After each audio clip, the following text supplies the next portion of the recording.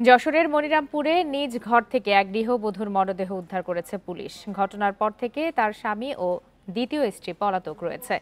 সকালে উপজেলার খাটুয়াডাঙ্গা গ্রামে এই ঘটনা ঘটে। নিহত সাথী আক্তার ওই গ্রামের মিজানুর রহমান মিন্টুর প্রথম স্ত্রী। বান্ডেল থাকলে প্রতি সেনমানিতে টাকা বাঁচবে।